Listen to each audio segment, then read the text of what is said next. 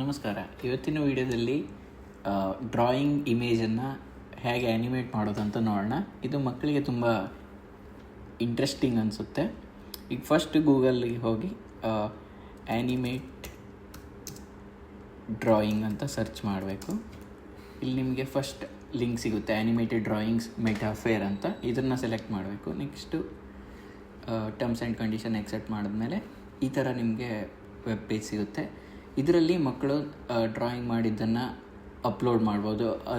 ಅದು ಜಂಪ್ ಮಾಡೋ ಥರ ಅಥವಾ ವಾಕ್ ಮಾಡೋ ಥರ ಈ ಥರ ಎಲ್ಲ ಆ್ಯನಿಮೇಷನ್ ಮಾಡಿ ಇನ್ನೂ ಇಂಟ್ರೆಸ್ಟಿಂಗಾಗಿ ಮಾಡ್ಬೋದು. ಫಾರ್ ಎಕ್ಸಾಂಪಲ್ ನಾನು ಈ ಥರ ಪಾಂಡ ಡ್ರಾಯಿಂಗ್ನ ಮಾಡಿದ್ದೀನಿ, ಅದನ್ನು ಅಪ್ಲೋಡ್ ಮಾಡ್ತಾಯಿದ್ದೀನಿ. ಈಗ ಸೆಲೆಕ್ಟ್ ರಿಕ್ವೈರ್ಡ್ ಏರಿಯಾನ ಸೆಲೆಕ್ಟ್ ಮಾಡಬೇಕು ಫಸ್ಟ್.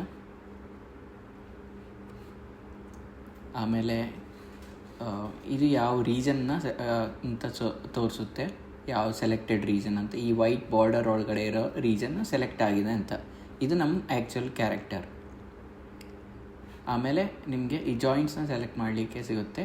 ಕಣ್ಣು, ಬಾಯಿ, ಮೂಗು ಇದನ್ನೆಲ್ಲ ನೀವು ಜಾಯಿಂಟ್ನ ಸೆಟ್ ಮಾಡಬೇಕು ಫಸ್ಟು. ಕರೆಕ್ಟ್ ಇದ್ದರೆ ನೆಕ್ಸ್ಟ್ ಅಂತ ಪ್ರೊಸೀಡ್ ಮಾಡ್ಬೋದು. ಈಗ ನಿಮಗೆ ಇಲ್ಲಿ ಕೆಳಗಡೆ ಡ್ಯಾನ್ಸ್, ಫನಿ, ಜಂಪಿಂಗ್ ಮತ್ತು ವಾಕಿಂಗ್ ಈ ಥರ ಬೇರೆ ಬೇರೆ ಸ್ಟೈಲ್ ಆ್ಯನಿಮೇಷನ್ ಸಿಗುತ್ತೆ.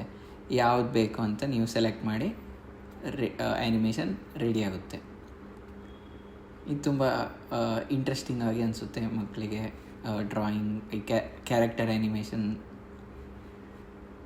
ಹೇಗೆ ಬೇಕೋ ಹಾಗೆ ಮಾಡಿ ಆಮೇಲೆ ಇದನ್ನು ಕೂಡ ಸೇವ್ ಕೂಡ ಮಾಡ್ಬೋದು. ಈ ಥರ ಶೇರ್ ಅಂತ ಕೊಟ್ಟು ಸೆಲೆಕ್ಟ್ ಮಾಡ್ಬೋದು, ಸೇವ್ ಮಾಡ್ಬೋದು. ಇದೇ ಥರ ಇಂಟ್ರೆಸ್ಟಿಂಗ್ ಟೆಕ್ ಟೂಲ್ಸ್ ಅಪ್ಡೇಟ್ಗಳಿಗೆ ಕನ್ನಡದಲ್ಲಿ ಅಪ್ಡೇಟ್ಗಳಿಗಾಗಿ ಸಬ್ಸ್ಕ್ರೈಬ್ ಮಾಡಿ. Thank you.